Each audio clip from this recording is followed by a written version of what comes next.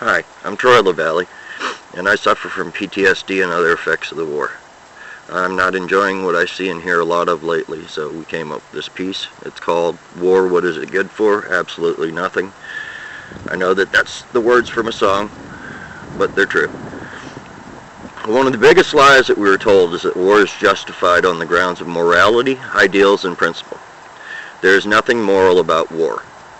War is nothing more than an attempt to expand territory and capture resources. It fits well into the capitalistic ideals of supply and demand. Every empire that has come and gone has done so for the same reasons. Politicians wanted to expand so that they could get more resources. Military forces were stretched to the limit. Their reach expanded beyond their grasp, and invading militaries overthrew those in power with limited resistance because there was almost nobody guarding the home front. Why is this important? Well, to listen to a great number of people, you would find that we are an empirically minded nation. We call ourselves a superpower.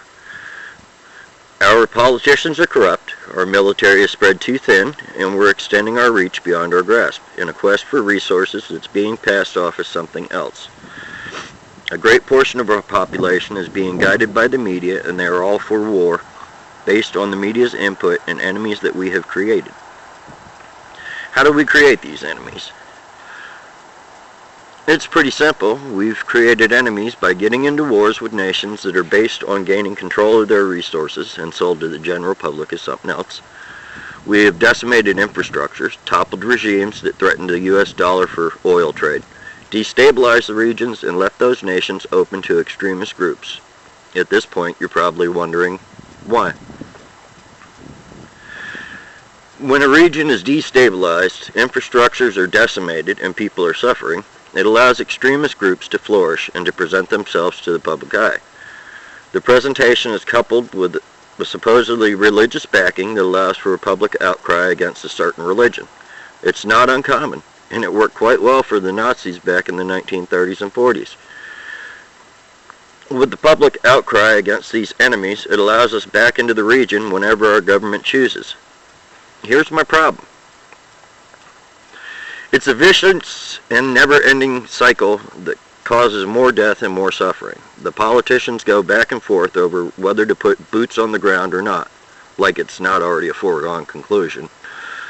I'm here to tell you that members of the military are not boots on the ground.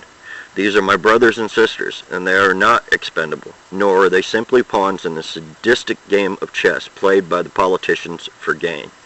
We're losing entirely too many service members to suicide because the government is failing them.